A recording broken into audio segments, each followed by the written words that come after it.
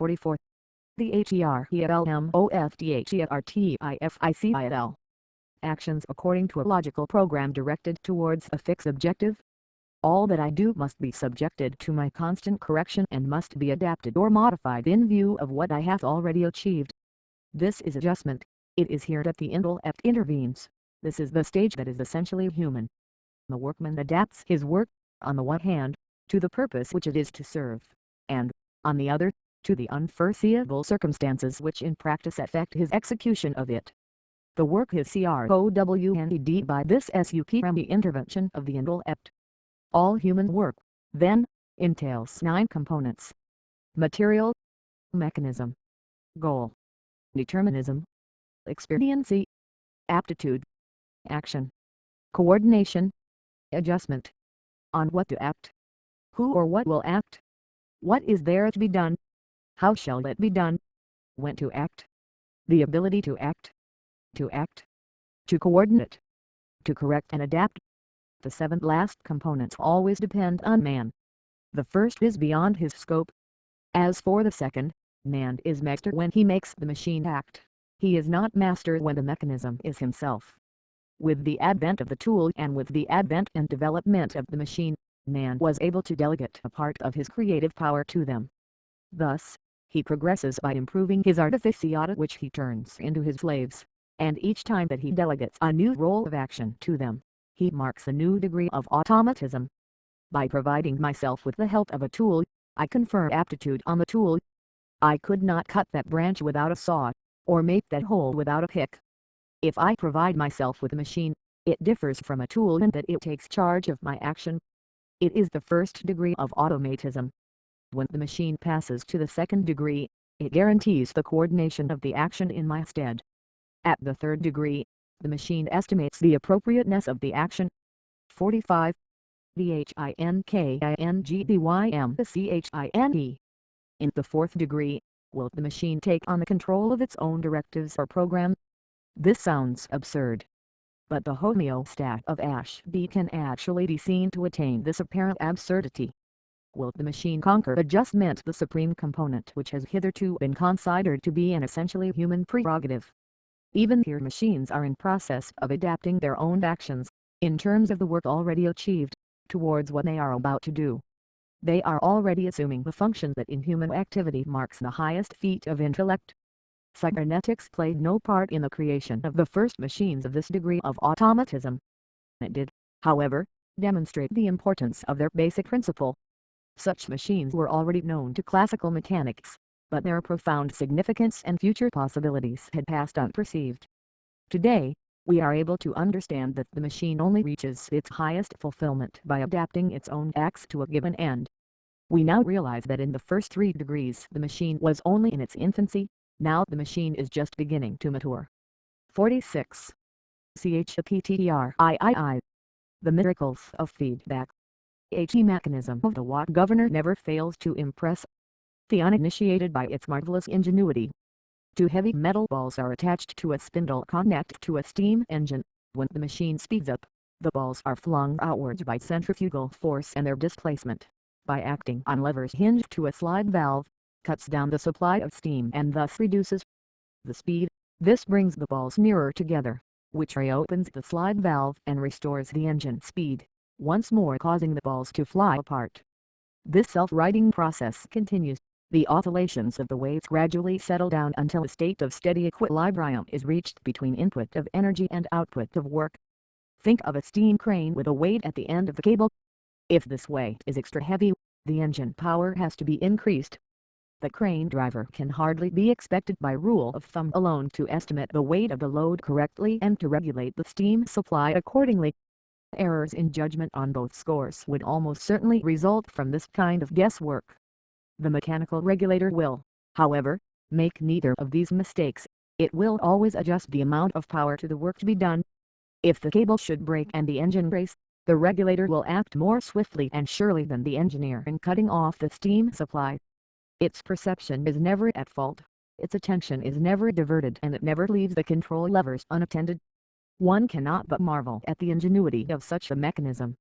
Now, this mechanism has been in existence since round about 1780, and, Throughout more than a century and a half, no one has seen that, far from being merely ingenious, this classic device contains the makings of a revolution in all the various attempts at classification of machinery. 47.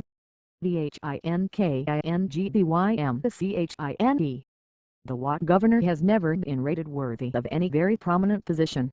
Hayton de la Houppelier, in his well-known Trait de Mécanismes 1864, drew up what he called the systematic index of mechanical devices, in which he lists governors simply as accessory apparatus. The Larousse Dictionary defines governor a component which regulates the motion of a mechanism. Let us widen this definition. If instead of motion we write functioning and use mechanism in its true sense as applying to both artificial and natural phenomena, then surely, in defining the regulation of a natural function in physical terms, we have at once put our finger on one of the mysteries of life. In order to appreciate its significance, we have had to await the cybernetics school to show us the virtues of feedback. Feedback is a word used in electronics, meaning to feed into the other end.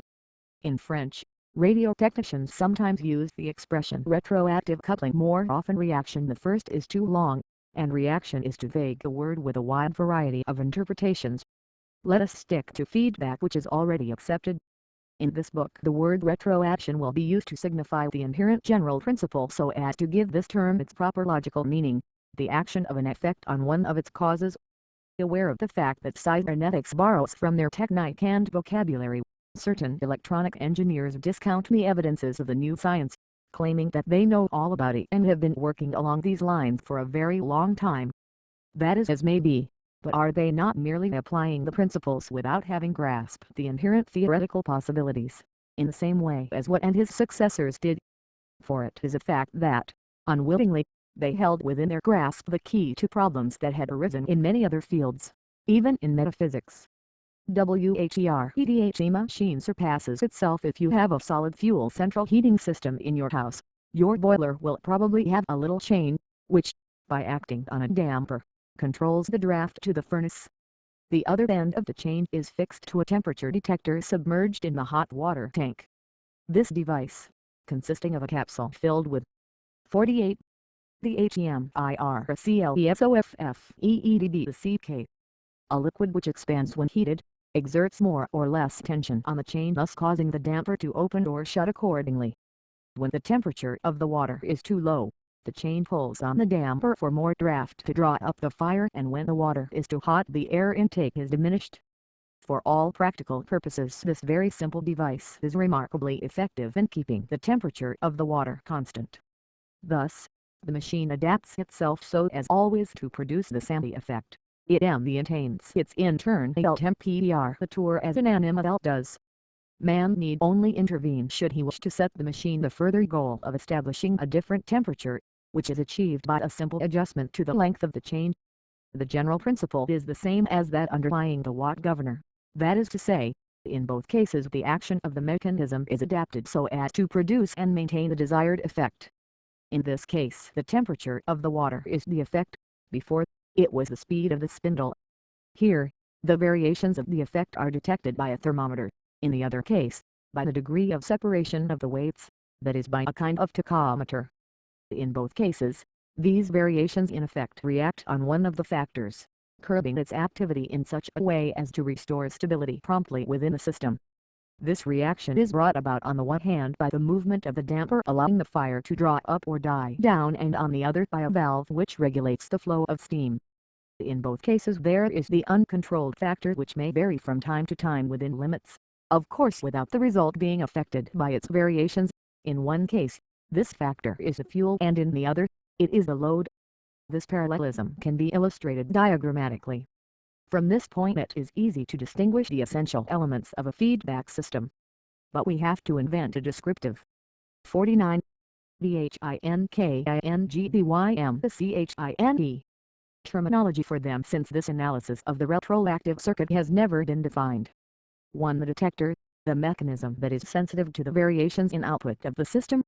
2. A message transmitted by the detector and supplying one of the component factors with information. 3. The reactor, a device which is sensitive to the reception of this information and capable of reacting accordingly on one of the factors. From this we get the general principles of feedback represented in the following plan. Now let us try to fit an absolutely concrete example into this abstract framework, that of the maintenance of the water level in a cistern. The diagram is self-explanatory and illustrates the general sense of the scheme, that one of the component factors becomes a function of the output. The output at the same time continues to be a function of this factor and, for that matter, of all the factors. 50. A photograph of the internal anatomy of LZ, who belongs to the species Magina speculartrix created by Grey-Walter. The conditional reflex analog, CORA, made by Grey-Walter to demonstrate his hypothesis of learning.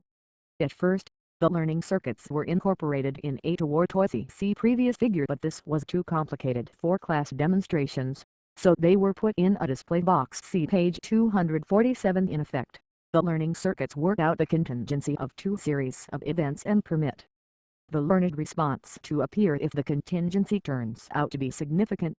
The HEMIRCLESOFFEEDBCK.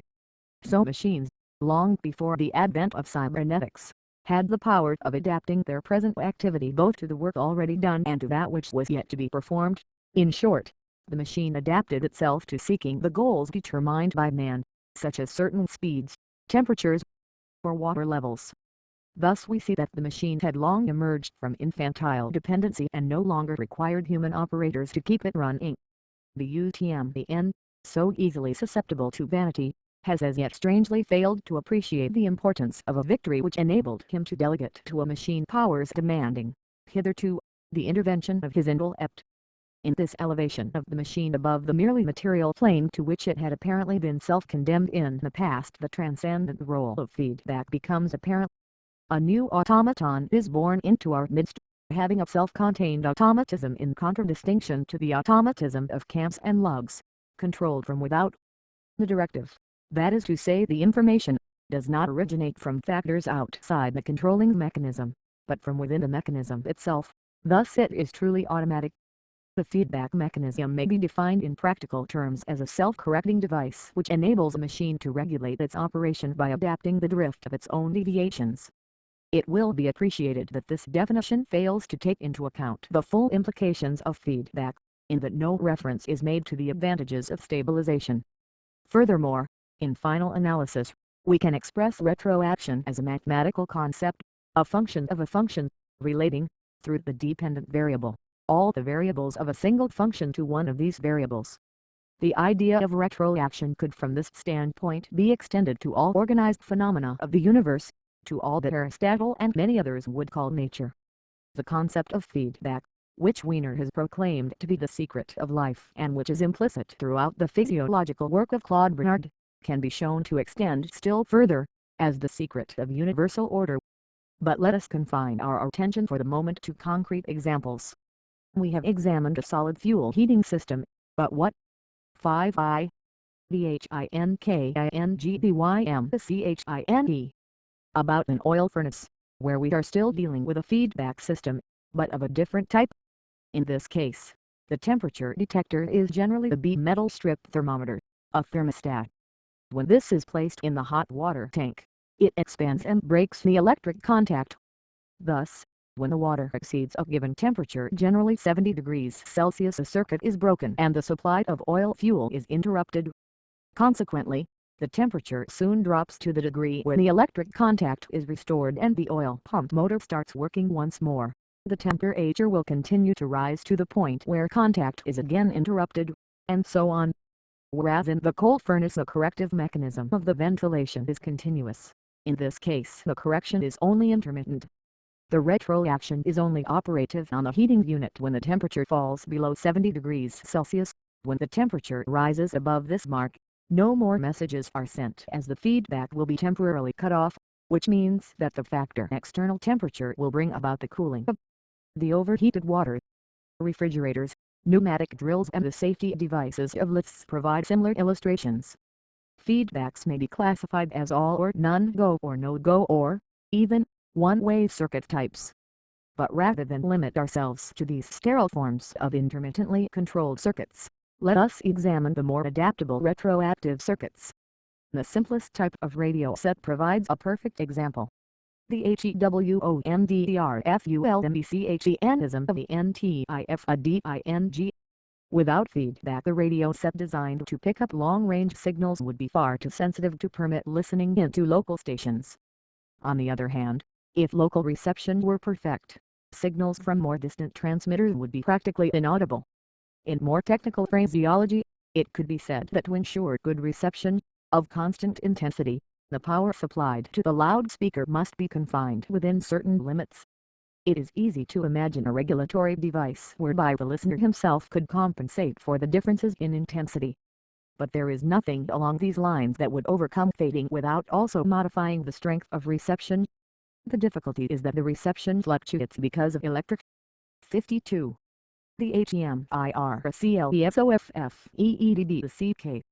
Disturbances in the ionized layers of the upper atmosphere, causing the reflection of the radio waves coming from rather more distant stations. This fading fluctuates too rapidly to be controlled by hand. The listener would play about with his volume control in vain, he could not possibly compensate for the fading. In practice, listening in would be such a hideous procedure that radio could never have attained its present popularity. We may go on to ask whether the machine cannot replace man in work which is too rapid and delicate for him to perform, and, if so, would not this work demand on the part of the machine the speed of judgment and continued precision and rapid performance that would surpass both the physical and intellectual capabilities of man? Only the feedback system affords so many and such intricate possibilities. The automatic regulation of sensitivity, or, as it is better known, the automatic volume control AVC, which prevents fading, is in fact a feedback system. On the one hand, it balances the strength of the signals received from near or distant transmitting stations. On the other, it overcomes the inconveniences due to fading. Comparisons may be made between this and the problems common to the other self-regulatory devices already described. In the steam engine, the flow of energy is regulated in such a manner as to stabilize the speed, which is itself the effect of these fluctuations of energy. In the coal furnace, the temperature of the water is stabilized, that is to say, the effect of the machine depends on the incorporation within its activity of the effect of one of its essential factors, the flow of oxygen. In the radio set, the volume of sound to be stabilized is similarly an effect of a flow of energy, but in this case it is not possible to control the volume of the sound waves by the same regulatory process as can be applied to the flow of steam or air. On the contrary, we must either endure these fluctuations or seek to overcome them in a different way. We can, therefore, only proceed by converting these waves into electric current to be fed into the loudspeaker. Let the current be inversely proportional to the waves received, and we shall have the key to our problem. Automatic volume control is nothing more than control of the amplifier by the current produced in the earlier stages. 53. The HINKINGDYMCHINE. The voltage of an intermediate amplifier is controlled from a detector which transforms the signal into a negative voltage. In other words, the voltage is rectified by a diode in reverse. This voltage is applied to the grids of the amplifying valves, the reactor of the feedback whence it originally came. Since the amplification factor of a valve is inversely proportional to the bias voltage on its grid, the overall amplification will be increased if the current fed into the loudspeaker be weaker. Conversely, the amplification will be smaller if the current be greater. In practice, if the system is well designed and the components well adjusted, the signal strength can be almost entirely stabilized by the AVC. Moreover, this operation is effected without our even being aware that it is taking place. To us the control seems instantaneous, as we are unable to appreciate through our senses such minute time lags. Being entirely electronically operated, the inertia of this mechanism is practically nil. Its action is so rapid and so exact that to us it appears most miraculous. But this perfection is only apparent. Actually, the voltage is not controlled instantaneously. If the voltage is too weak initially, at first it becomes too strong, and if it is too strong, it becomes a little too weak, and so on. Its oscillations around the ideal level are damped and settle down gradually. In the same way, the watt governor is unable immediately to stabilize the mechanism after a serious disturbance. But the oscillations are practically inaudible, the filter being provided which assumes the same sort of role for them as the flywheel does for an engine. 54. The HEMIRCLESOFFEEDBCK. There is, then, an inherent drawback to all feedback mechanisms in that the action takes some time to reach stability. But when, from mechanisms where the inertia is practically negligible, we turn to regulatory systems dealing with considerable energies, such as the control of hydraulic turbines, we see that these oscillations of stabilization have greater significance and present serious inconveniences. The NINDUSTRILREVOLUTION, the automatically regulated rolling mill, invented in America and only recently introduced into Europe, is an example of an industrial feedback system which will serve as an illustration of retroactive mechanisms. It is difficult to ensure perfect uniformity of thickness in sheet metal coming off the rolling mill. For over a century improvements of machines, methods and material have proved useless in achieving this overall regularity. Generations of technicians have directed their scientific skill, patience and ingenuity to this end. The rolling mill differs from the simple machines that we have been describing up till now in that a greater number of factors is involved. At least 7 factors must be attributed to the effect, in this case, the finished metal sheet, distance between the rolls, speed of the rolls, thickness of the metal, malleability, ductility, temperature and traction on the sheet exerted by a roll as it passes backwards and forwards. Thinking along traditional lines, the regulation of the product can only be conceived in terms of all the factors, that is, to obtain an effect of a predetermined value, all the dependent factors should be set at values which have been carefully calculated, strictly coordinated and rigorously adhered to. This, up to now, has been the general rule on which the control, manufacture, and consequent activity of all mechanisms has been based.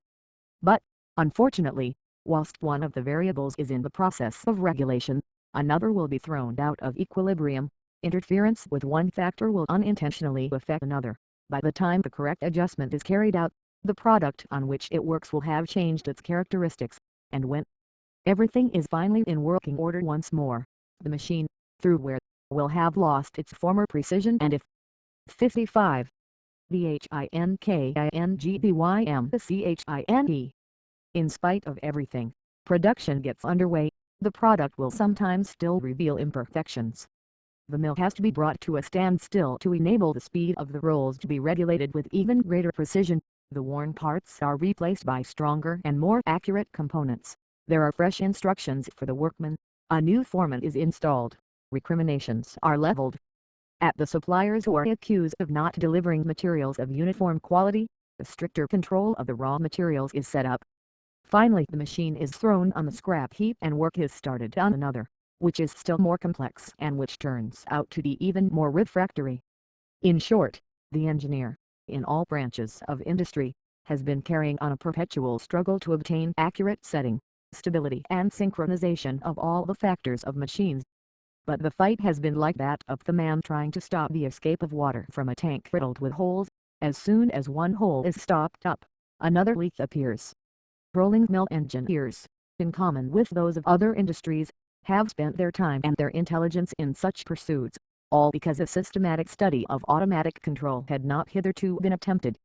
The formulation of such a line of reasoning would have provided the solution to the self-regulation of the work of a machine, sending back information about the effect to one of the factors. Before the advent of electronic developments, such progress in rolling mills would have been unimaginable, but, as a matter of fact, it could have been introduced some 15 or 20 years earlier, if the problem had been approached with a more open mind instead of purely from the standpoint of accepted technical knowledge. This is the kind of solution which will be adopted henceforth. A feeler measures the thickness of the metal sheets coming off the rolls and, according to their degree of deviation from a fixed gauge, sends an electric signal to one of the factors to correct this deviation. But to which of the factors should the signal be delivered? In the past, this quest for uniformity led to an adjustment being made to the speed of rolling of the metal sheets just before their release from the rolls. Rolling in this way, however, is accompanied by a certain degree of traction toward drawing. 5-6. The HEMIRCLESOFFEEDBCK, causing modification of the thickness of the sheets. It is essential, then, that this traction be strictly constant, so that the angular velocity of the rolls diminishes proportionately to the increase in thickness of the sheet being rolled out. This delicate regulatory manipulation is provided by the Amplidine, a contrivance capable of converting the weakest currents directly into motion, thus serving both as an amplifier and a motor. The retroaction from the thickness of the sheets is fed back THROUGH the MP lid YNE to the factor traction the T the OUTTU end of the rolls. The feeler translates its deviation into electrical information, or, rather, the radioactive substance is placed underneath the metal sheets, whilst, above, a Geiger counter detects the radiation flux, which is inversely proportional to the thickness. The detector is set in such a manner that it transmits no INF information if the sheet has the required dimensions coefficient figures. But as soon as the thickness varies beyond a certain tolerance, a message is immediately transmitted to the amplidyne so that it may correct the traction on the metal sheet and thus cancel the error. The semi-miraculous aspect of feedback becomes apparent here. This correction takes place whatever the cause of the deviation. Whether the failure to reach the standard dimensions be due to a change in the malleability or the ductility of the metal, or whether it should stem from a gradual wearing of the rolls, or from a sudden reduction of the temperature, makes no odds. The regulator is unconcerned with causes, it will detect the deviation and correct it. The errors may even 57. DHINKINGBYMCHINE arise from a factor whose influence has never been properly determined hitherto, or even from a factor whose very existence is unsuspected. Whatever the cause, the disturbance will be overcome none the less effectively. At last, there is no further need to mount guard over the thickness of the metal sheet, nor to stop the machine when the tolerance is overstepped, nor seek the causes of defective production, meanwhile paralyzing the whole workshop. Neither need we embark on the construction of new and more accurate machinery which would require more highly skilled operators. From now on, the factors are regulated as efficiently as possible and without fuss and bother. This can be taken for granted and production is even better than before. One is left with the impression that this is more than progress, it is revolution. The whole chapter of the history of industrial production is brought to a close, the new era is opened up. Cybernetics is by no means responsible for progress which was developing before this new grouping of sciences was born or thought of, but it will have an all-important influence on the trend of further progress. The technicians, who have spent their lives struggling to obtain perfect regulatory control over all the dependent factors, do not seem to have realized the importance of this upheaval. Moreover, having searched through the technical literature for evidence of any echo of this revolution, we find only two revealing phrases. Both occur in specialized scientific journals at the end of monographs on the regulation of rolling mills, published in 1948 and 1949 respectively. The thickness of a rolled sheet article needs to be kept constant within a high degree of accuracy. For this reason, an automatic control of the thickness is sometimes envisaged by means of measuring devices exercising an overall control on the pressure of the rollers. Nothing more. And in the second article, it would be best to use the thickness readings from the traveling micrometer, the standard instrument in all rolling mills, to vary the traction according to whether the thickness is too great or too small. For this purpose it would be sufficient to arrange that the readings be fed into the reference circuit of the amplidyne controlling the speed. 58. The HEMIRCLESOFFEEDBCK. Thus, it almost looks as if history were repeating itself. James Watt, too, was unable to see the dynamic implications of his invention. The importance of this self-regulatory action of a finished product extends far beyond the scope of any single industry. Gerard Lehmann, one of the great French specialists in automatic control, was thinking of just such a united front when he enumerated the four inevitable consequences of this new TCHNIQUE. 1. The reduction in cost of a machine which no longer need be constructed with such precision. 2. Lower price goods, resulting largely from a relaxation of the minimum standards of tolerance for raw materials. The possibility of economy in highly skilled labor might also be included. 3. Increase in the speed of the machine which will often be made possible by the continuous nature of the control of the product. 4. Improvement in the quality of the product by the narrowing of production tolerances. And Lehmann quotes examples of machines that can be controlled by the deviation of even fundamental dimensions of the product, such as the thickness of metal sheet, the diameter of a wire or cable after drawing, the diameter of rubber tubing, color printing and so forth. The control of printing presses is particularly interesting. Defects of alignment can be detected by a photocell giving its own correctional directives to the mechanism of the registry which adjusts the position of the paper. When one knows how much time can be lost by registering in color printing, one readily understands the enormous benefits afforded to the printers by such an automatic regulatory process. We are now better able to understand the operation of the feedback system. We see that metal is thus freed from the effects of the variation of all its factors, merely stability and ductility of the metal, gap between the mill rolls, and even from the effect of the regulatory process itself, traction at the end of the rolls, and, moreover, it is uninfluenced by factors which we are unable to detect. 59. THINKINGDYM. One condition only is necessary for perfect regulation: the variation of the factors must not exceed certain limits, which in each case have to be defined in terms of experience. The effect thus becomes independent of certain variations in the very causes which determine it. This formula demonstrates the amazing function of the feedback system. The causes no longer contribute towards producing the effect. It even appears, in this case, as if the principle of causality no longer obtains. We will, however, develop this hypothesis later on. For the moment let us simply formulate the definition of a feedback system as follows. The feedback system is a retroactive coupling which, within certain limits, will protect the effect from the variations of its factors. This is the fourth degree of automatism, an autocontrol which has come to life before our very eyes. 60. CHAPTERIV. Towards factories without men. Automatic control. HERE is NOFEEDB. The CKDHT deals WIDH such ENORM the US quantities of energy as those concerned in the regulation of hydroelectric turbines. All variations of power consumption in the mains of any one area are transmuted into a variation in the speed of the generators and hence into variations in the frequency and voltage. But the consumers of electricity require that the frequency and voltage of the main supply remain constant. How can this be achieved? The only way is to increase or diminish the energy supplied by the water, regulating the flow of water to the turbines, according to whether the demand for power increases or diminishes. Much in the same way as in the Watt governor, the differences in speed would be detected by a tachometer and the control of the motive power would be effected accordingly by information coming from the tachometer. But there is a great difference in the two cases, as the inertia of the power flow is much greater in the turbines. Some figures will give an idea of the quantities dealt with in installations with a fall of water from a considerable height. The water power carried by the aqueducts to the giant machinery of Modane constitutes a world record. The pressure of water in the pipes guarantees a flow of 12 cubic meters a second, the fall being of 847 meters. The control valve is able to shut off 1,300 metric tons of water. The defects of FEDD-CK, lack of strength, and it is impossible for the tachometric detectors to act directly on the floodgates except in very special cases, such as the delay in regulation. 6 liters.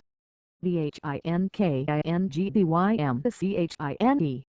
Extremely small Pelton turbines.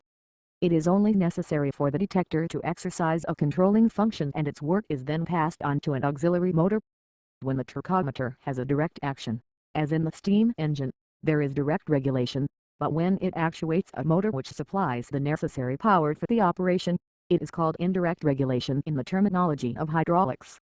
Thus the retroactive circuit regulating the turbines consists of 1. A tachometer detector to an auxiliary motor receiving the message of the detector. 3. A floodgate regulating the inflow of water reactor motor. But such a regulation would in effect be very far from perfect. Following a serious disturbance of any kind it would not adjust the inflow of water to the current consumed sufficiently quickly, and it might in fact never succeed in reaching an equilibrium. On the other hand, oscillations inherent in all retroactive regulatory systems may, owing to the inertia of the flow, assume considerable proportions and, on account of the variations of the load of water in the pipes, they might set up violent knocking. It is easy to understand the process of regulatory oscillations of hydraulic turbines. Let us take the case where the demand for the supply of current is suddenly decreased. The turbine will tend to race. The tachometer starts to turn faster and faster, which actuates the motor in one direction and results in the closing of the floodgate. When the speed is stabilized, the floodgate, having closed, will not admit enough. 62. TOW Hardy SF the CTORIESWIDHOUTMBN water. This will decrease the speed of the turbine and thus, in turn, of the tachometer, and will make the motor rotate in the opposite direction. In other words, if the floodgate does not cease to act before the desired speed is re-established, it overreaches itself. But this is the defect of such a system: the motor will go on running until the tachometer has got back to its normal speed, the speed at which it ceases to send any controlling orders. In the SAM DWOY, if a car driver keeps his steering wheel in the position for steering round a sharp bend until the car is in the required direction, he will straighten up too late and his turn will be too sharp. Just as the learner driver who does not know how to keep straight, when he finds himself going crooked, will compensate too late and go into a series of zigzags, so the regulator forces the system that it should stabilize into a series of oscillations which may be uncontrollable. It is then said that the motor hunts. One can see from all this the feedback is not without its defects. On the one hand, it often has not the strength itself to react on the factor, and on the other hand, its regulating action depends on the events of the preceding moment. In the present state of our technical knowledge, the feebleness of the message is not important. All information from the detector can be translated into electrical data, and all currents, however weak, can be amplified as much as required. As for what we call the delay in regulation, the defect is not due to any slowness in regulation that might be remediable. One might succeed in accelerating the working of the motor, or diminishing by appropriate means the resistance offered by the floodgate, but one could never alter the fact that the messages received at the time t from the tachometer by the floodgate via the motor date from the time t, e, and e can never be zero, since it represents the time taken by the machine to produce its effect. In more familiar language, the regulation is always one stage behind. In more abstract language, we should say that the feedback is not sensitive to the effect, but to the variations of the effect in time. From the moment that time intervenes as an essential factor in the regulation, it will continue to play an important part. We may ask if this is tantamount to admitting that it is. 63. THINKINGBYM impossible to overcome this delay in adaptation, or if there is nothing that we can do against these wide oscillatory swings or hunting of the mechanism. Fortunately, this is not so, and here an important new element enters into the question. In order that the regulatory mechanism should be perfect, it would be necessary for the tachometer to know the position of the floodgate at the moment of action. Thus it could stop the orders to the motor at the right moment. In order that the tachometer should know what the floodgate is doing, it would only be necessary for the floodgate to send out messages indicating its position. Let us turn to the diagram of turbine regulation once more, and add a connection from the floodgate to the tachometer, and we have the following. Motor. The connection between the tachometer and floodgate, then, is nothing else than a feedback on a feedback. This is apparent immediately if we turn the diagram round and we look upon the motor as a machine requiring regulation.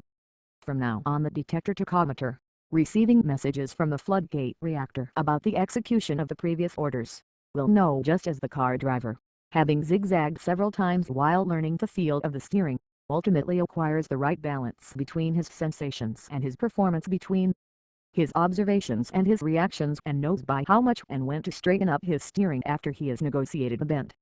In short, the feedback harmonizes a factor with a given effect. 64. TOW Hardy SF the CTORIESWIDHOUTMBN couples the detector to a reactor. But in certain cases, where great inertia is involved, where the relay of an auxiliary motor slows down the transmission of the messages, it is necessary to harmonize both the input and the output of a feedback. This is looked upon, then, as if it had a direct action, and it is also given a feedback, a counter feedback, so as to harmonize the message sent out by the tachometer with the message received by the floodgate. This system is sometimes described as a servo mechanism, but such ill-defined words need clarification. The Farsi OT servo motor. If the Englishman James Watt, looked upon as the creator of the first feedback, is considered as one of the chief forerunners of cybernetics, the Frenchman Leon Farquet, the inventor of the servo principle of servo mechanisms, is equally entitled to this position. But he is almost unknown. An engineer, born in 1823, He was the son of a machine designer who made many improvements to the steam engine control. In 1868, when he was studying the control of ships' steering mechanisms, he invented a device in this connection which he baptized the servo motor or motor a survey, and which 65 Thinkingdym. He soon applied to other machines where considerable forces are required to be controlled by relatively weak ones. 1. Let us imagine a cylinder filled with oil and, on the other hand, a motor capable of raising the oil to a high pressure. Between the two is a slide valve distributing the pressure and having a movable part which opens or shuts the two orifices communicating with the extremities of the cylinder by means of tubes. The pressure is thus directed first to one face of a piston and then to the other, according to whether the vent holes are closed partly on one side or partly on the other. It will be apparent that the movements of the slide valve determine the movements of the piston. Thus, with a minimum of energy and without any great displacement, considerably greater and more powerful movements can be obtained. The problem of steering the ship, then, seems to be resolved. The helmsman can in effect determine the position of the rudder, by means of a small lever, whatever the speed of the ship or the force of the mass of water against the cheek of the rudder. However, such a mechanism would be very difficult to realize practically. Certainly the rudder would incline towards the right or the left, according to whether the lever was moved to one side or the other, and would stop moving only when the lever was brought back to a neutral position. Above all, a given displacement of the control lever would correspond not only to a turning of the rudder, but also to a certain speed of turning. Even though one could conceive that the man at the wheel might learn to adapt his movements correspondingly, such a system would be of no practical use. It would be a considerable advance if the helmsman were given a dial whose pointer would indicate at each moment the position of the rudder. The man would then watch the movements of the indicator and set the control lever accordingly. But could one not go even further? Could not mechanisms replace man's continual concentration in this delicate operation of superintendence and correction? Farragut thought it possible and created his servo mechanism. The helmsman originally acted as a link between the lever and ship's rudder, between the input and the output of the system.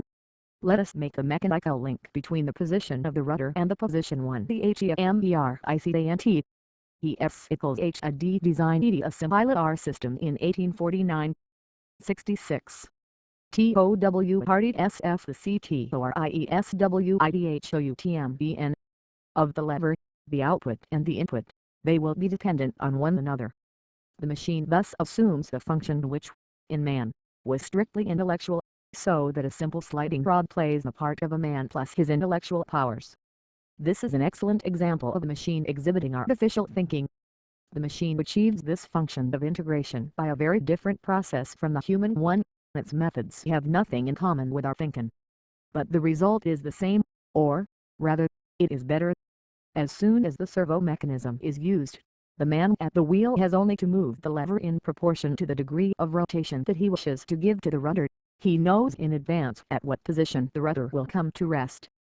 The machine takes complete command, and only sets it a goal, to keep to its course. The Farragut servo mechanism works in the following manner. The slide valve is joined at B to a floating lever BC. The helmsman applies his control at the end of the lever at A. C. Farragut's servo motor. Input. It is transmitted by B to the distributing organ and thence, through the oil pressure to the piston output. The servo mechanism has to connect the output to the input, the piston to the lever. This is done by a sliding rod, CD, which is linked to the floating lever at point C and presses on D by way of a small roller on an inclined cam fixed to the piston rod. The system is at rest only if the pressure is equally 67. THINKINGDYM Tribute on the two faces of the piston. For this to happen, B can only be at a point B. Let us now suppose that A is displaced downwards. P will be displaced to B, and the piston will be displaced, but only to such an extent that, by the intervention of the rods of the servo mechanism, B returns to B, its original position, where the pressure is again equal on both sides of the piston. Thus a given movement of the control corresponds to a particular displacement of the piston and of the piston rod. The output acts on the input. This principle of servo mechanism is of great mechanical importance and has had numerous applications, such as on warships, in automatic gun turrets and the automatic pilot of large aeroplanes, where the servo mechanisms work on oil pressure exactly as in the Farkut servo motors. The automatic pilots are even said to work too perfectly. Pilots complain that their action is so smooth that in order to have the feeling that anything has happened, they must wait to see what the aeroplane does. We have just described two machines that are generally held to be servo mechanisms, the regulators of turbines and the Farkut servo motor. But is it possible to define the servo mechanism? In what way does it differ or not differ from other mechanisms, in particular from those that have a feedback?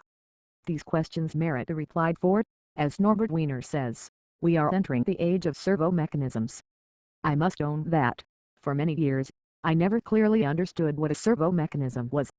I put this down to my own deficiency of understanding and my absence of technical knowledge, until I read the book on servo mechanisms in the well-known Radiation Laboratory Series. 1. There I came across the little phrase, "It is almost as difficult for practitioners in the servo art to agree on the definition of a servo as it is for a group of theologians to agree on sin."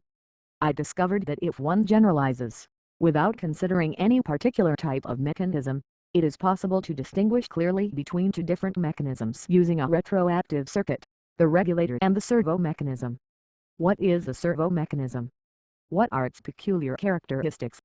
How can they be distinguished from feedback, now that 1H M J M V S N B N H O L S E N D R S P H L S Theory of servo mechanisms M I T R A D I A T I O N L A B O R T O R Y series VOL 25 MCGR the WHL 1947 68 TOW Hardy SF the CT or IESWIDHOUTMBN. We are familiar with the regulation of speed by a tachometer or the control of level by a float and needle valve. But more precisely, what is specific in the turbine regulator or the Farkut motor? These questions are very difficult. They cannot be approached without previous study of the literature, but at the end of it all, it only seems to add to the general confusion to have 20 different ideas and definitions paraded before one. Hazen and Hall 1 define it as a power amplifying device in which the amplifying element driving the output is actuated by the difference between the input and the output. It should be noted that Hazen and Hall's definition does not imply the idea of retroaction, which makes it difficult to understand their comparison of input and output. McCall, in his well-known book, defines first the essential function of a servo mechanism, to give the variations of the output signal in time the same functional expression as those of the input signal, which would include the Farkut motor without servo action in the category of the servo mechanisms. McCall gives as an example a mechanism without retroaction. An electric current after amplification acts on a motor whose movements, outside the system, will reproduce the variations of the input current. That is all, but it is already enough to mislead us, for, in this case, a simple system of rods where the output obeys the orders of an input lever would be a servo mechanism, as would all mechanisms whose effect obeys a command. But the same author adds the qualification that the generally accepted sense of the term under consideration is different. In order to have its usual significance, the system must, in addition, be moved by the difference between its input and output signals. This comes rather nearer to the definition of Hazen and Hall. For F. H. Raymond 3, the servo mechanism is a physical assembly composed of a system detecting the deviations of the coordinates in relation to their given values, regulatory system, and supplying the regulated system with forces of appropriate value in such a way that the deviations dis1 CHA. PTR on SERVOMBCHENism is electronic instruments. M I T R A D I A T I O N L A B O R T O R Y series VOL 21 MCGR the WHL. 2. Fundamental theory of servo mechanisms. BELLTE the BOR 2 RIESTU Belication VNNOS trans D. 3. Electronic cadet automatism SYNDICAT DMCH in ESOUTILS. 69. DHINKINGDYM appear motor system by imparting energy to an auxiliary source. 4. James, Nichols and Phillips 1. The servo system is a combination of elements for the control of a source of power in which the output of the system or a function of the output is fed back for comparison with the input, and the difference between these two quantities is used in controlling the power. All this is rather abstruse to those who are not specialists. The best formula is surely the last, for it is confused only in its wording. One could say the same thing in fewer words. The servo mechanism is one in which the retroactive circuit controls the source of energy by the difference between the input and output signals. In England, A. L. Whiteley, in the report of the opening of the Convention on Automatic Regulators and Servo Mechanisms, 19th May, 1947, proposed terminology containing ideas which are still more pragmatic than the others.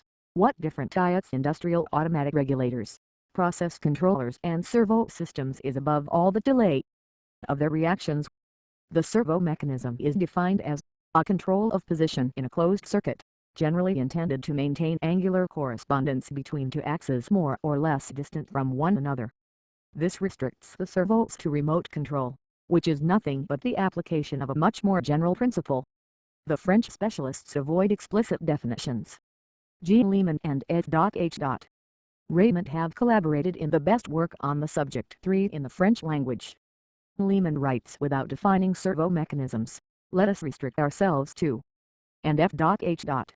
Raymond, having asked the question what is a servo mechanism, only answers it by citing a typical example. Then further on he says, the servo mechanism is defined by its goal, to establish between two values, one of which is the input signal and the other the output, the definite relation which, like the formula of Macquol, amounts to admitting all mechanisms as servo mechanisms.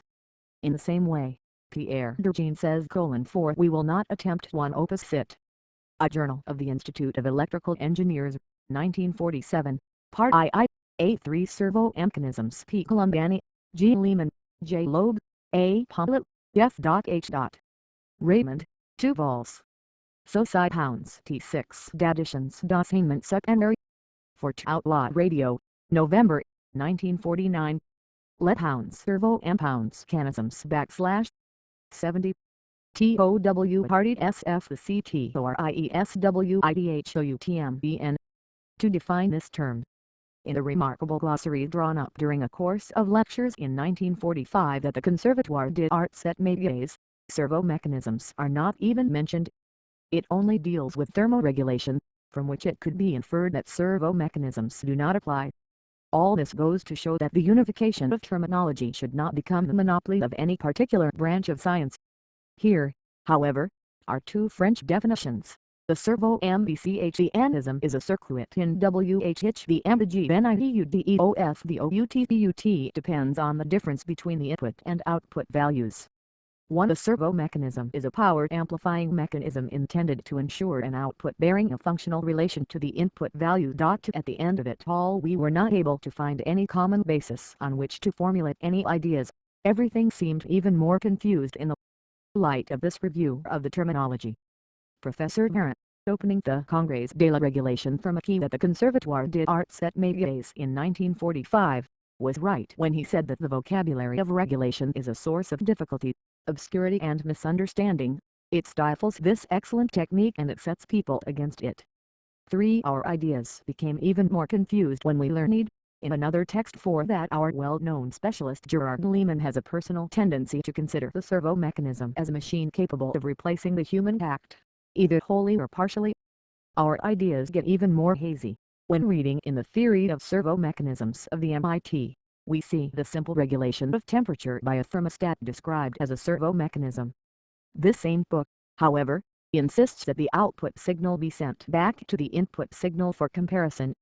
It is true that in the thermostat the effect is sent back to one of the factors, the factor oil pump or compressor, but it is not compared with it. We can find absolutely no common elements in all these definitions. We see them, on the contrary, as being more often contradictory. Why does one author insist on an auxiliary source? 1 F.H. ROYMOND, L1 day electric, JNURY, 1950. Asterisk J. R. DUTHIL, L1 day electric, OCT OBR, 1950. Asterisk Masters, MOY, 1945. Asterisk L1 day electric, JUNE, 1948. Li servo pounds CVNism ESN Liazo and the VC LEPR Obamedia radio pounds Electric 6. 71. DHINKINGBYM CHINE of power and another on amplification. Why is the relation between input and output nowhere explicit?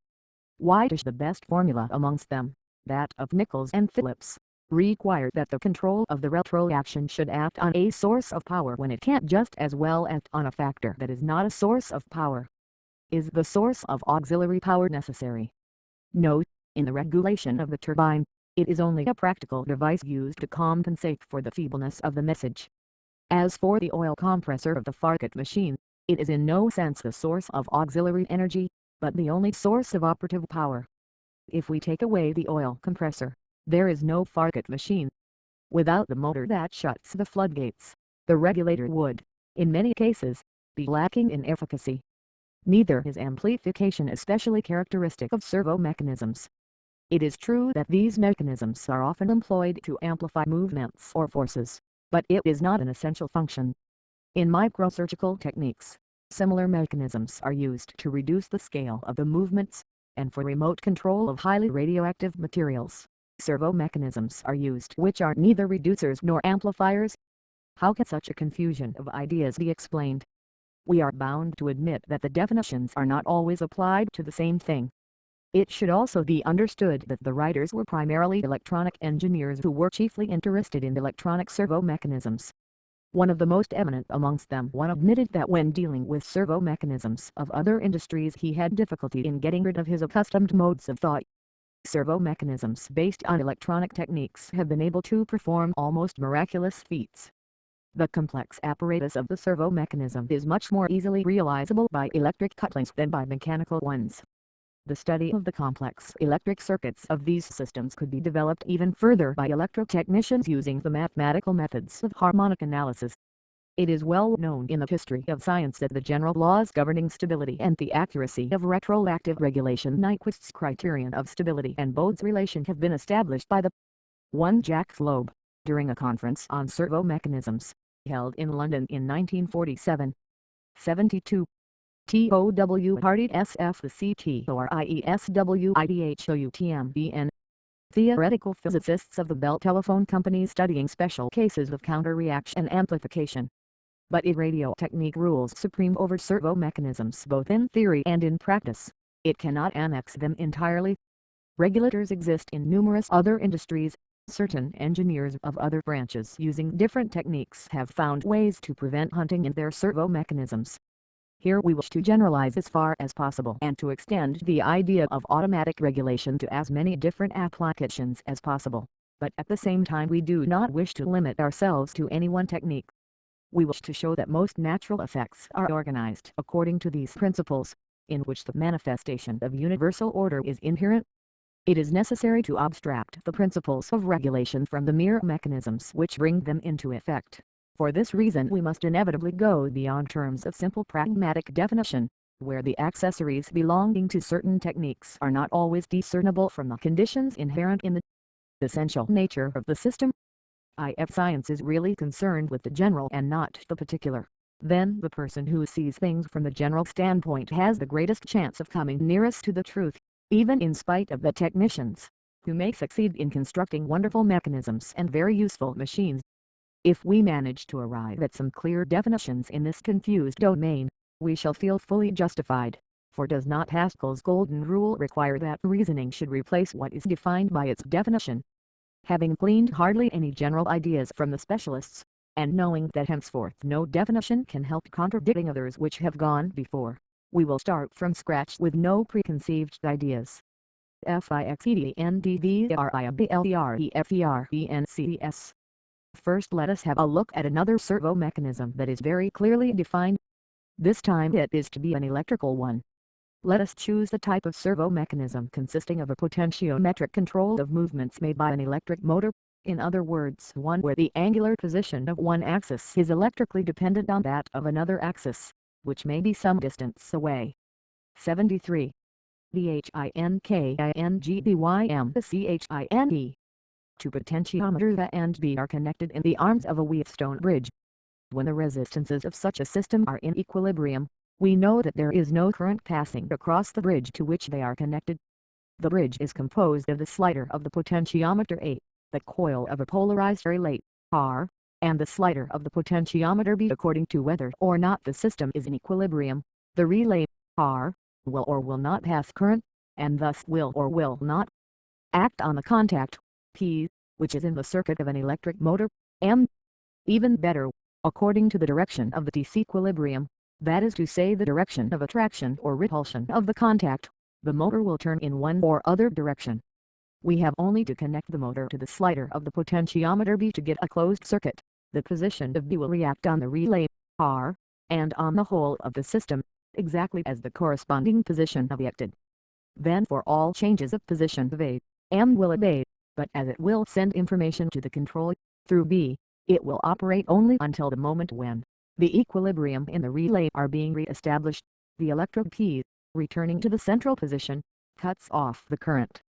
And if the motor turns A more than it ought in obedience to A, then the new disequilibrium of the bridge, in the opposite direction this time, will bring about a rotation of the motor in the opposite direction, which will in this way correct its excessive action. We are now in a position to understand the principle of 74. TOW Hardy SF the CTORIESWIDHOUTMBN Servo mechanisms. But before looking for what might distinguish between two types amongst all the retroactive mechanisms mentioned up to now, let us see in what respects they may be similar. One general characteristic is at once evident: they all have the same objective, to regulate the effect, or at least to control it. This is the right word. These mechanisms are automatic controllers. In the proposed glossary of automatic control terms of the Association of American Electronic Engineers, we find automatic controller, the mechanism which measures the value of a quantity or a variable state and brings about corrections or limits the deviations of this value measured in relation to a selected reference. The quantity which is controlled in this way is not necessarily the effect of the controlling mechanism and should perhaps be called auto-controlled. Which permits the definition: an automatically controlled mechanism is one which has a retroactive coupling to enable its effect to correspond to a given reference. The word reference is very important. In the watt regulator or the turbine regulator, it is a certain speed, which depends on the mechanical working of the tachometer. In the regulatory mechanism of the furnace, it is a certain temperature which depends on the length of the chain. In the Farkut motor, it is the position of the control lever. In the servo mechanism concerned with angular position, the position of the input axis of the system. We see here two different types of controllers, one where the reference is fixed and the other where the reference is mobile. If the effect belongs to the fixed type, we have the regulator, whose function is implicit in the name, and which is the type of feedback with which we are familiar. If the effect is of the variable type, with a single control, it is a servo mechanism, whose name is equally apt, since it indicates that the effect of this mechanism is dependent on a certain variable. The regulator of turbines with auxiliary motors is in no way a servo mechanism. But it is easy to explain why it has acquired this misnomer. It does include the servo mechanism, that of its auxiliary motor. Let us summarize. Two kinds of self-controlling machines exist: the regulators whose effect has a fixed value, and the 75 VHINKINGDYM servo mechanisms whose effect has a value depending on the value of a variable which is the control. This idea is simple and reveals itself to be accurate. We have found it confirmed by the technical authority, Professor Arnold Custon, of the University of Birmingham, who during the war elaborated a system for the movement of gun turrets and naval guns. According to him, if a machine were entrusted with driving a car, it would be a regulator on a straight road, and a servo on a winding one. One is tempted to say that in a regulator the effect is protected from the variation of all the factors, whilst in a servo mechanism, the effect is subject to the variation of one of the factors, the control of the system. It looks as if the feedback of the regulator plays its part perfectly, which is that of removing the effect from contingency, and that in the servo mechanism, one of the factors escapes its organizing power. This is not quite exact, because the control is not a factor of the machine itself but of the detector, as will be seen. Regulators and servo mechanisms. In regulators, the reference is fixed because the retroactive mechanisms are strictly determined by the constructor, The least change in the electronic characteristics of the feeler or the pivot of the tachometer would bring about a change in the reference which would modify the effect. In servo mechanisms, instead of seeking the stabilization of the detector, one of the factors is left variable on purpose, the control. We can examine the Farkut machine from this point of view. It is a machine which, receiving oil under pressure, gives a longitudinal displacement to the piston rod. This effect is detected by the system of cams and rods which, by means of the vent holes of the slide valve which may be completely or partially open, reacts on the effect itself. The control, therefore, acts on the position of the lever which acts on the position of the slide valve, as shown in the following diagram. The electrical angular position servo mechanism gives exactly the same diagram. A motor, M, causes an axis, B, to revolve. But the position of B is detected by the Wheatstone bridge. It is compared with the position of A, the position of reference, controlling the system, and the retroactive message. 76. TOW Hardy SF the CTORIESWIDHOUTMBN is returned to M, causing it to turn in such a direction that B is always in the position required by A. Thus, the servo mechanism can be distinguished from the regulator in that the intervening control comes from the exterior of the system. Its diagram differs by the arrow of control which acts on the feedback. This sketch shows how, in retroaction, the control plays quite a different role from that of the factors. Let us admit by supposition that which we will later demonstrate by logic. The effect is guaranteed by the feedback against the variations of all its factors, but it remains sensitive to anything which can affect the feedback itself. If no characteristic of the feedback varies, the reference is fixed and we have a regulator. If a characteristic varies, the reference is mobile. This mobile characteristic becomes a 77. THINKINGDYM Control it only affects the effect that the retroaction protects from the variations of its factors, and this is what constitutes a servo mechanism. So that if one fixes the control of a servo, one obtains a regulator. The helmsman goes to lunch, he fixes his tiller in a certain position, and the Farkut machine becomes a regulator. Will it not always bring back the rudder to this position no matter what factor may vary? Conversely, if the reference of the regulator be freed, we have a servo mechanism. It is what would happen if the setting of a thermostat became freely mobile. It would become the control of a servo mechanism. And in the same way, if one of the electrical data of the apparatus measuring the thickness of sheet metal were made variable, the thickness of the sheet would depend on this variation, even though the effect remained protected from the action of its real factors. How does this control operate? In order to understand this, it is only necessary to look carefully at two examples of servo mechanisms that we already know. In the Farkut machine, the displacement of the piston rod affects the rod of the slide valve distributing the pressure, but this rod itself depends on the manual control. There is, then, a convergence of the controlling factor in the same organ, on the one hand, that of the message of the effect, and on the other, the external control which is clearly expressed in the diagram which follows. In the same way, in the angular servo mechanism, the retroactive message of the rotation of one axis converges on the bridge in a form electrically equivalent to the control message, itself the electrical equivalent of the angular position of another axis. Retroactive coupling must be seen as a series of effects. The control acts on any one of these effects in which the message and the control merge together. Practically, the genius of the inventor is displayed in his having created a retroactive kind of chain such that one of its links can be easily affected by the particular variable that he wishes to control the system. From the theoretical point of view, every reference plays an extremely important role. It is this that gives the system its end goal. It is the neutral point at which the message is suppressed when no correction is necessary. It is the position at 78. TOW Hardy SF the CTORIESWIDHOUTMBN, which retroaction is achieved so perfectly that there is no correction to be made. And IMPORTANTMBCHENIFM, the HEMPLIFITRWIDHNEG the TIVEFEDD the CKN. Example which enables us better to understand the surprising possibilities of servo mechanisms is the negative feedback well known to telegraphic and telephonic engineers. All amplifiers of modulated current, when increasing the voltage of these currents, cannot avoid distorting them, that is to say, the shape of the electric oscillations at the output of the amplifier is no longer the same as it was at the input end. These distortions may be of different kinds. Those that cause the greatest interference with reception are the nonlinear types of distortion, which depend on the characteristics of each different valve. They appear at the output as interfering waves superimposed on the waves coming from the input. Amongst other distortions, we may mention those of frequency. Not all audio frequencies are transmitted in the same manner, and phase distortions. The delay in amplification caused by the transmission of the signal is not the same for all frequencies.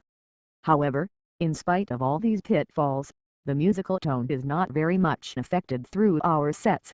This is due to yet another marvel of feedback. Imagine an amplifier, A, that multiplies voltage 100-fold. When it receives 1 volt, it will yield I volts. Let us shunt some of the output current, say I volts. Let us change its phase and reinject this voltage into the input of the amplifier.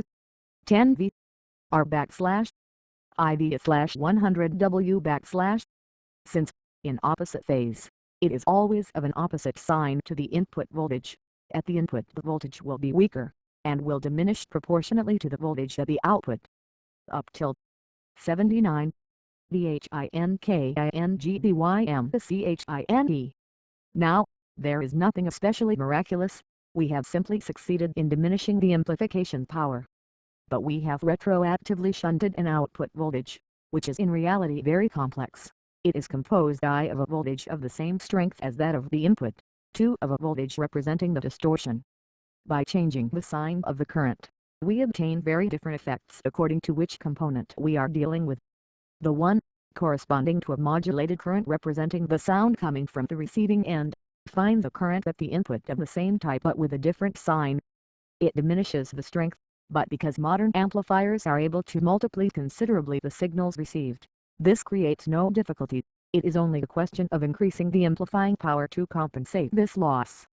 On the other hand, the other voltage, representing the distortion, finds no equivalent current at the input, because it develops inside the amplifier itself. It is here that the ingenuity is displayed. The distortion is introduced into the amplifier which has an opposite sign to that which it produces. The distortions to be imposed on the modulations are neutralized in advance. Thus, for a given regulation of the whole, it is possible to arrange that the negative feedback completely annuls the voltage due to distortion. Here we have a servo mechanism. The effect is subject to the control. The modulation of the output will faithfully reproduce the input modulation. But we may wonder by what magic procedure the defects 80 TOW Hardy SF the CTORIESWIDHOUTMBN of the amplification are annulled. This is effected by the feedback, whose corrective function in this case is particularly sensitive.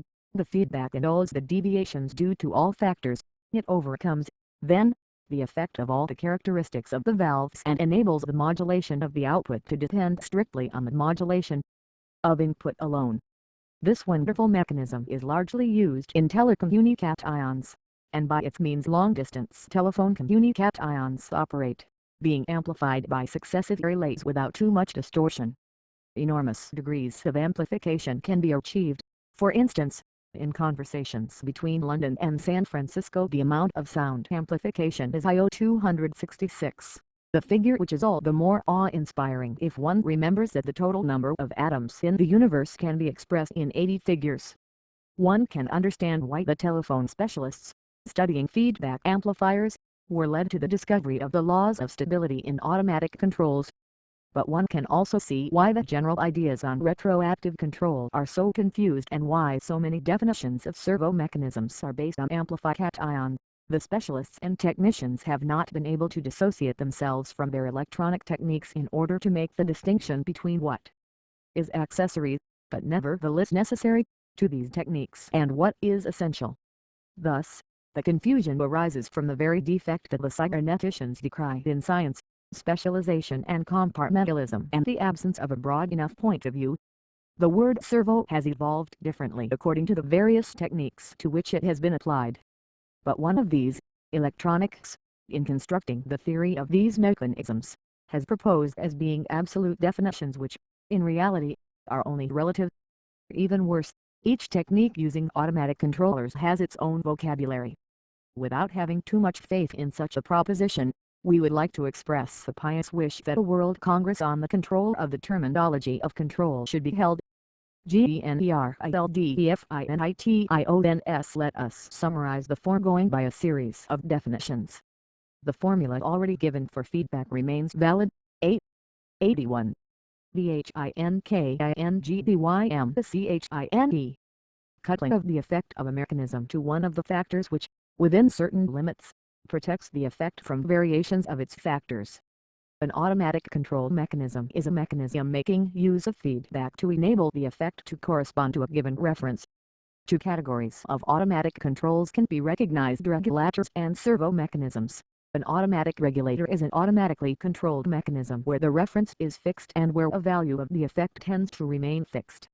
The servo mechanism is an automatically controlled mechanism where the reference is variable and where a value of the effect tends to reproduce the variations of this reference that is called the control.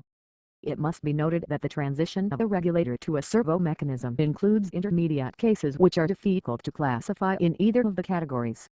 The refrigerator equipped with a thermostat is a regulator, but if this regulator is capable of being given various settings, can it not be considered as a servo mechanism where the control is the setting of the thermostat?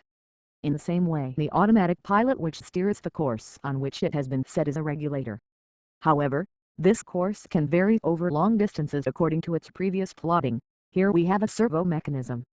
If the effect can be considered as a function having several variables, it may be said that the servo mechanism transforms this function into one with a single variable, the control, the value of the effect being related to this variable alone. The regulator, which tends to suppress all relations between the effect and the variations of the factors, appears, then, to give an effect of absolute value, which explains the mysterious conception of finality or end goal in a logical way. Hence this simple definition can be formulated: an automatic controller is a mechanism where the value of effect is rigidly defined, whether it be absolute as in the case of the regulator or relative to the value of a variable, the control as in the servo mechanism. 82. TOW Hardy SF the CTORIESWIDHOUTMBN.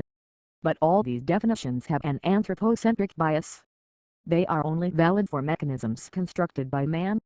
In nature, there are neither regulators nor servo mechanisms, for the retroactive chain is never strictly determined as in a regulator and rarely has just one element which is free to vary as in the servo mechanism. It is impossible to see anything more than retroaction out of which arises the order of the universe. MBXTERENDSLVMBCHENISMS.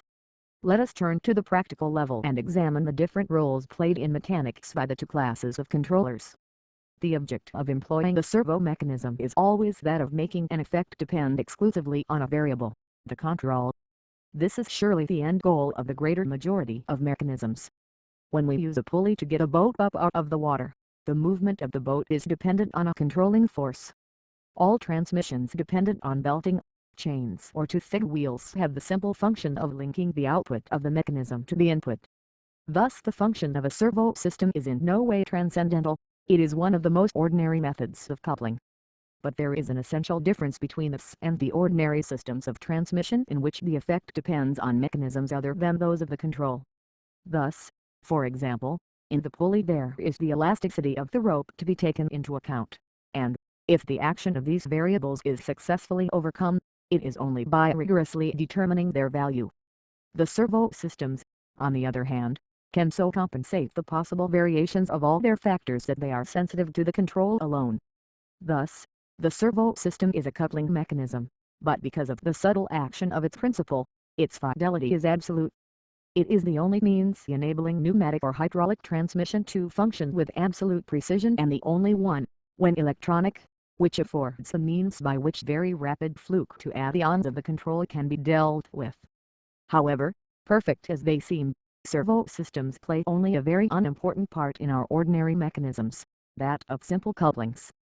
On the other hand, the regulator assumes a function which had never been achieved before the invention of feedback, a function which until then was only to be found in 83.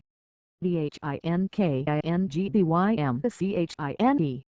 Naturally occurrent systems, and was even one of the mysteries of life itself, that is to say, the stabilization of a continuous effect despite contingency.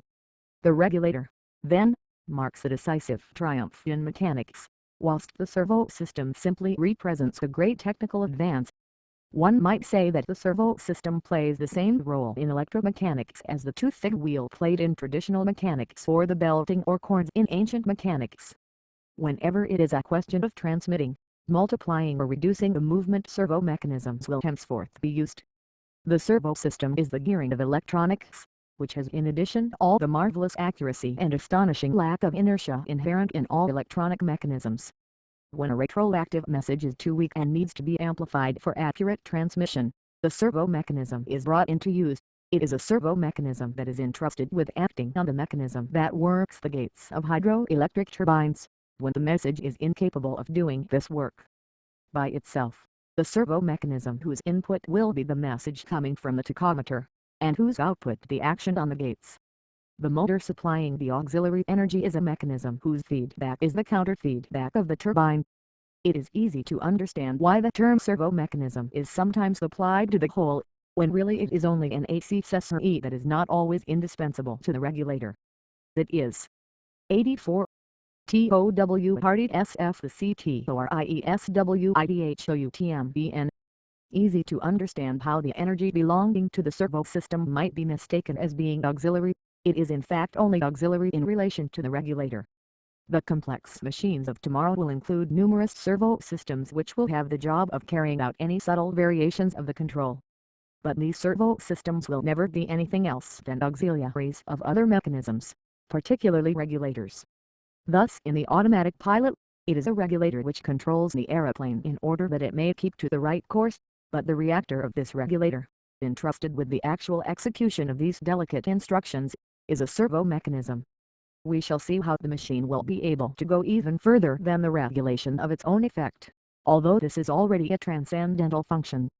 This regulation by feedback can only take into account events to which the machine has already reacted. The anticipatory regulators will take into account events that have already happened, but to which the machine has not yet reacted, and even events that have not as yet taken place, but the probability of which can be calculated. The machine, then, will be corrected by the information coming directly from its organs of perception, in the form of computing machines which, if not reasoning ones, will be capable of evaluating the probability of an event faster than man, using data collated by senses that are far more accurate than those of living beings. Always, the directions of the regulatory or anticipatory mechanisms will be transmitted for operation to the faithful and powerful arm of the mechanical executives, the passive and servo mechanisms. In this sense, the word justifies its etymology. The servo mechanism is the executor, the transmitter. Henceforth, orders will be transmitted, not as in past centuries by pulleys and gears, but by servo mechanisms, which alone are capable of decoding and passing on the minute and fluctuating messages from the detectors and electronic anticipatory devices. But under this label, care must be taken not to include the mechanisms which give the orders and which are properly the master mechanisms.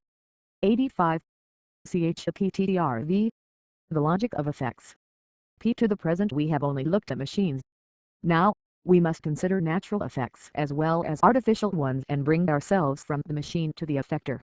Whereas other cybernetic terms may come from electronics, effector is borrowed from neurology. It is expressive. The effector, that which produces an effect. It was in current usage in a discipline where it had the virtue of conveying generality, of grouping together physiological organs such as muscles, glands or living cells which execute the orders given by the nerves. In this way, the nervous impulse could be considered apart from its result. Cybernetics, which is a synthesis of many sciences, uses this word in an even more general sense. It can be abstracted even further by extending it to the philosophical domain, where it is entirely new and gives a clear distinctive idea, devoid of all compromise with non-scientific metaphysical discussion. It is surprising, but obvious, that the logic of mechanisms, the inner source of their functioning or the methods that they employ for automatic regulation, has never been studied hitherto. The engineers who use and construct machines show little inclination towards abstract philosophy. Neither are philosophers inclined to speculate on the cybernetic technicalities of tethered wheels and camshafts. In so far as any theoretical study has ever been carried out in this field, It was pursued at a time when the machine had not evolved sufficiently to enable it to be considered from an empirical point of view. Man, who has devoted so much study to the analysis of reason, has devoted little attention to its method of function.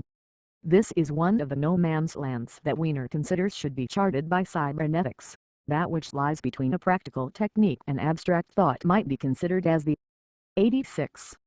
The HELOGICOFEFFBCTS abstraction of the technique. At first the path seems only to lead to wasteland and public places, but we are led finally into such broad avenues that we would need another book, entitled, say, The Theory of Effects, to deal with them. Here we will limit ourselves to a brief outline. The study of well-trodden paths. First of all, let us accept the following propositions without further argument. There is no need for the reader to follow the author's development of them. An effect is something which depends on other things called factors. An effector is a natural or artificial system which produces a certain effect. It follows that the machine is an artificial effector. But as soon as the definition of the effector is applied to physiology, it seems incomplete. We ask ourselves how a matter-ally occurrence system may be organized so as to produce a given effect. It is the fundamental question of biology that we are posing here, and we will attempt to expand it. From the outset, one principle should be considered: an effect cannot have only a single factor. How can a new situation arise from an act unless this act has encountered another act? Moreover, it is always necessary to have one fact expressing time and another the situation. Surely, gravity, that is always present, must also have a factor. Other factors are surely always implicit, like this one. One can see that from the very beginning it is necessary to reject certain ideas concerning causality. An effector must be regarded as a self-contained entity where factors go in and effects come out. What happens within an effector should not enter into consideration. The circumference symbolizes a causal law which of necessity joins the factors to the effect without contingency being able to act upon their linkage. In other words, in the language of the statisticians, the coefficient of correlation between each factor and the effect is supposedly equal, having an absolute value of unity. It is best to define prefactors as factors of factors which latter may then be considered as effects. In the same way, it is 87. THINKINGDYMCHINE. Sometimes necessary to distinguish secondary effects, the effects of the original effect. To give actual examples, an effect may sometimes be broken down into component effects, such as the speed and the load of a machine or the intensity and the voltage of a current. In this case, the effect is the resultant of the components. This can be graphically represented thus. One of the effects has an important property, which is even essential, that of the useful effect. Thus the two factors electric current and resistance give as a primary effect the passage of a current, with the secondary effects of heat and light. According to whether the effector is a lamp or a radiator, the useful effect will be one or other of the secondary effects. One may say, the useful effect of an effector is that which attains the artificial goal of the effector. But, the useful effect of an effector being determined, the goal is not necessarily defined. Numerous effectors have not only to produce a certain given effect, but also a certain value for this effect. The value of the useful effect which best attains the goal of an effector is called the objective. The useful effect is a quality, the goal is a quantity of this quality. This analysis of the qualitative and quantitative aspect is fundamental, although not usual. 88. The HELOGICOFEFFBCTS. The goal cannot always be attained. The effect falls short of this theoretical value, and we have deviation. This concept of deviation is often referred to, especially in regard to servo mechanisms, as error. We must reject this word. The machine does not make errors, since its effect always follows from its predetermined course of action. If errors there be, it arises from the human element, which has miscalculated or been unable to calculate the course of action. Deviation is the word to use here, not error. In practice, in studying the logic of an effector, one neglects the factors which are unnecessary for the regulation to be considered. One effector can often be broken down into several effectors, to be seen as a chain. A pump raises water, but each component can be regarded as an effector having a limited effect. The internal mechanism can be dissected and each component can be considered as a separate entity, Each of its components may be studied and even each of their molecules, if we wish to push it to the extreme. An effector can be seen from various points of view. For instance, a reservoir could be described as either an effector giving a certain level of water, the factors being the rate of inflow and the rate of outflow, or an effector giving a certain rate of outflow, the factors being the level and the rate of inflow. The concept of the goal may be found difficult to accept when introduced in this way right at the very beginning of the study of effects. But for the moment we are only interested in effectors that have a goal, whether it be the humanly determined artificial goal of machines, or the natural finality of physiological effectors. At the risk of what might seem, provisionally, the transgression of logic, we can return later to the notion of goal or finality as a logical concept. Constancy effectors and tendency effectors. Here we have a fundamental division of effectors without which it would be impossible to analyze the logic of machines. The goal and the deviations differ intrinsically, according to whether the factor is able or unable to attain the goal. In the first case, the goal is a level first of all to be attained. 89. BHINKINGDYM and then maintained. The effector tends to stabilize its useful effect at this level. Deviations can then occur in two directions. We will call this a constancy effector. Examples are all machines producing objects having as many goals, the weapon whose goal is to annul deviations between the projectile point of impact and the target, the respiratory mechanism regulating the content of arterial blood. In the second case, the goal is the maximum effect in absolute value. The effector tends towards this objective without being able to reach it. There is always a deviation between the real effect and the goal, and this deviation is always in the same direction. The goal can even be considered as being infinite. We call this a tendency effector. Examples are the machines that produce power, light or heat, all organisms or machines engaged in vital or sporting competition. The lamp is not required to produce a certain quantity of light, but as much light as possible. If our lamp gives too much light, we do not regulate it so as to give less, but we use a less powerful one which also tends towards the maximum light. An effector is said to be a constancy effector if it is able to attain its goal. It is called a tendency effector if it is unable to attain its goal. This distinction in attainment or non-attainment of goal in the constancy and the tendency effectors, the distinction of deviations into directions or only one, is of the greatest theoretical importance. All regulatory mechanisms are reversible, as we can see in passing from one case to another. But such a discrimination is linked to the condition of the techniques used. For each effector, it has an importance that is relative to any given time. If, tomorrow, it were possible to reach 500 miles an hour on the road, the motor car would no longer be, as it often is, a tendency effector.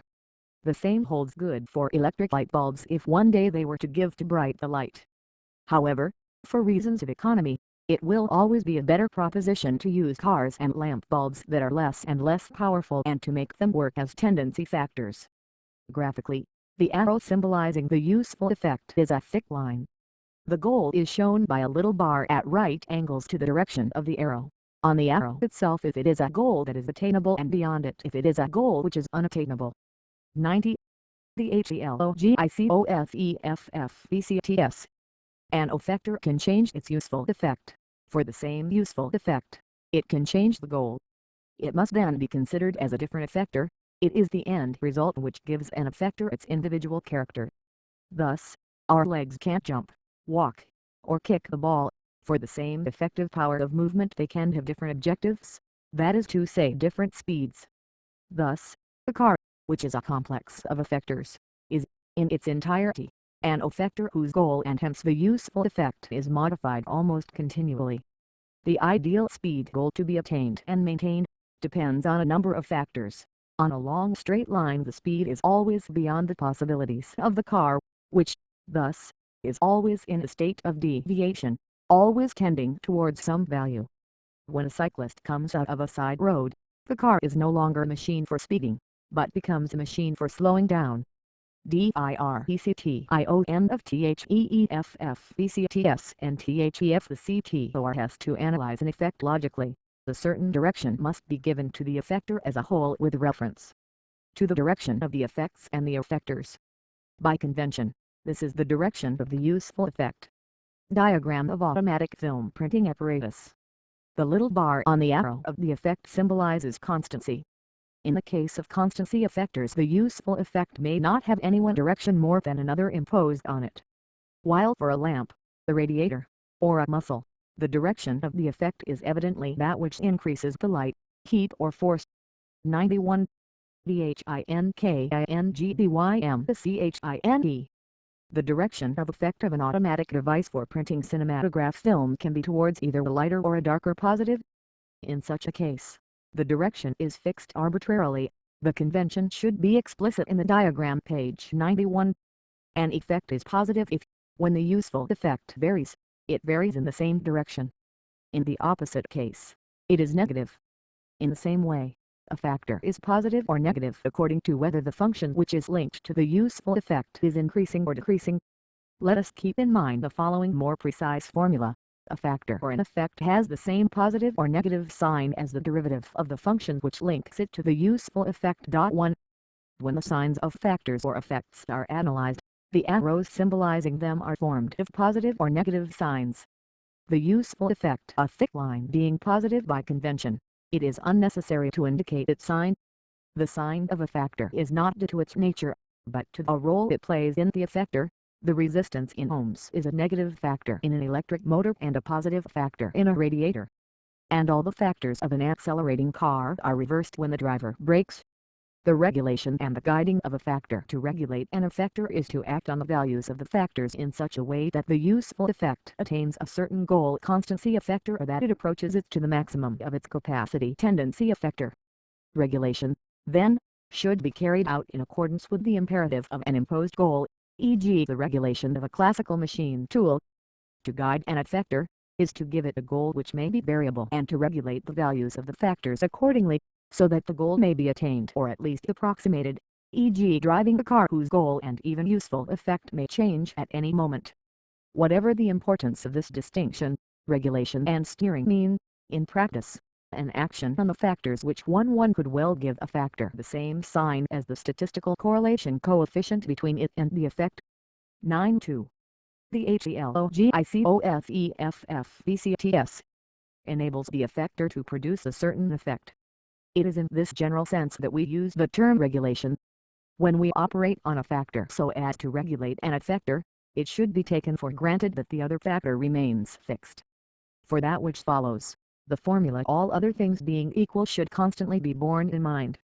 The history of mechanical technique is of a perpetual struggle to attain constancy in those factors which are not left variable on purpose. We may wonder which factor to vary. First let us give an illustration.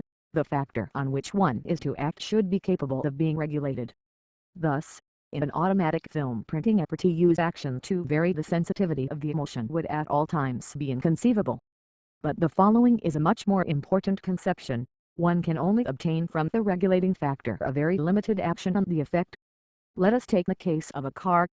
By varying the advance of the spark from its minimum to its maximum, we get, all things being equal, the speed range between 25 and 35 miles per hour. If the amount of fuel mixture varies, the speed varies between two different values. If we modify the lubrication, for zero lubrication we shall have zero effect. But beyond a certain level of lubrication the speed will cease to increase. If the quantity of fuel admitted to the cylinders changes, the speed may vary very considerably, but the most efficient factor will certainly always be the stroke. Efficient is the best word. The factor determines the effect to a greater or lesser degree. This capacity of the factor to make the effect vary either more or less, we will call the coefficient of efficiency. 1. But every factor nevertheless has a characteristic of its own which is its interval of variation, in other words, the limits between which it acts.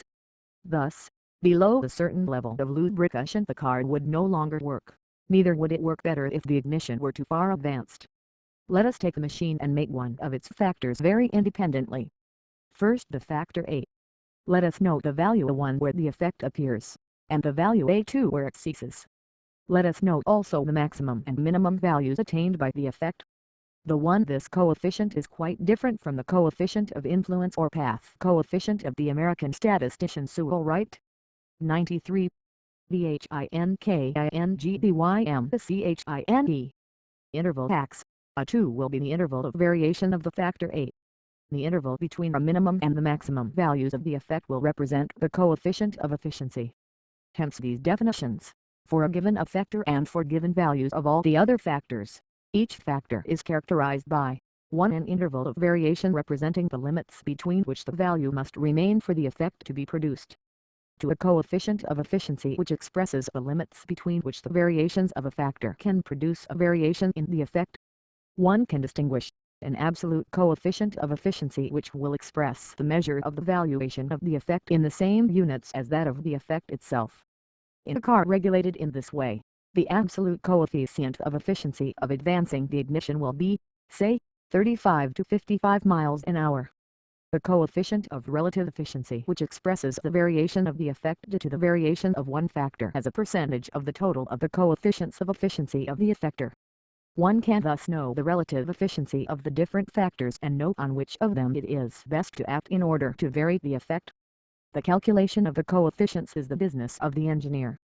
But the technician will exclaim, what is the good of all these theoretical ideas? Our machines have always worked without worrying about their coefficient of efficiency. It would be all too easy to reply that theory is never vain, but, above all, it is necessary to consider the automatic control which is capable of correcting deviations whatever magnitude its coefficient of efficiency may have.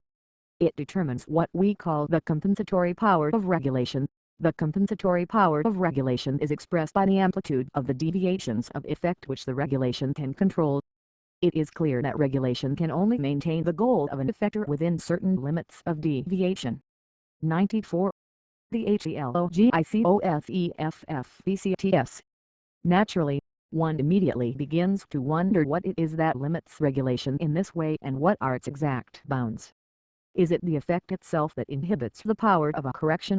This cannot be the case, because different sorts of feedbacks regulating the same effect do not have a similar influence. Might it be that if the message of the regulator is too weak it engenders weakness? This it certainly is not, because modern technique can amplify to whatever strength is desired from the minutest variation SOF the WEK street flow OFENERGY. The HEM repetitions OF the regulator depend on the factor through which it acts. If we take the case of a retroactive rolling mill, the least variation in the thickness of the sheet metal can, by the action of its electronic amplifiers and the servo motors, give rise to an immense flow of power. We may ask if a gigantic effort applied to the factor traction on the sheet at the moment of exit from the rollers could reduce a sheet to a millimeter if it was 1 centimeter thick when it was coming off the rolls. No, obviously not. By increasing the traction one might succeed in tearing the metal, but one would fail to obtain a sheet with more than a certain degree of variation, because the factor selected for the regulator can only act on the thickness within certain very strict limits. By varying it, one might obtain variations of the order of, say, 5 to 10%, but not of 100 to 200%. But if, instead of acting on the factor traction one were to act on the factor distance between the rolls, the action on the thickness could become very considerable. It is evident that the factor on which a regulator acts and which is designed to act automatically on the effect, cannot correct large deviations of effect, of a magnitude that it could not be capable of applying automatically. It follows that the compensatory power of regulation is expressed by the coefficient of efficiency of the factor to which it is applied. It is therefore always better to regulate an effector through the factor which has the greatest coefficient of efficiency. But it is not everything merely to produce a correction, it is also necessary that the correction should operate quickly. If, in a paper mill, we see that the paper coming out is too thin, and therefore we act on the quality of the pulp that goes into the rollers, the defect will still continue to persist during the whole. 95. The HINKINGDYMCHINE of the time that it takes to transform the pulp into paper. If, in order to regulate the inflow of a hydraulic turbine, we were to shut the gate several miles upstream, some time would elapse before the new flow would correct the situation. This is what we call a delay in efficiency. The regulation must, then, be applied on a factor which acts as near as possible to the output of the system. In the remarkable solution of the rolling mill, the arrangement is even better than one which acts as near as possible to the output. It acts at the output itself, not on a factor of the production process, but on a factor for correction of the finished product. In summing up, let us suggest the following useful rule. The factor on which the regulation is applied must conform to three conditions. 1. It must be as easily susceptible to regulation as possible. 2. It must have as large a coefficient of efficiency as possible. 3. It must act as close as possible to the output of the system. The fulfillment of these conditions often presents a difficult problem to the engineer. Regulation by INTER the CTION. We may wonder whence comes the energy for a system of regulation. Two possibilities are conceivable: that the energy comes from another factor or from the factor itself. The first case needs no very close examination. It leads straight into the second, because it raises the question, how does the effect regulator, even if it be a human one, regulate itself in order to affect another factor? We always come back to the automatic regulator. Where does the energy of the effector come from? 1. From a factor. We may then say, by regulation through the interaction of a factor on a factor, or, simply, by interaction. 2. From an effect. We may say, regulation by retroaction of an effect on a factor, or, simply, by feedback.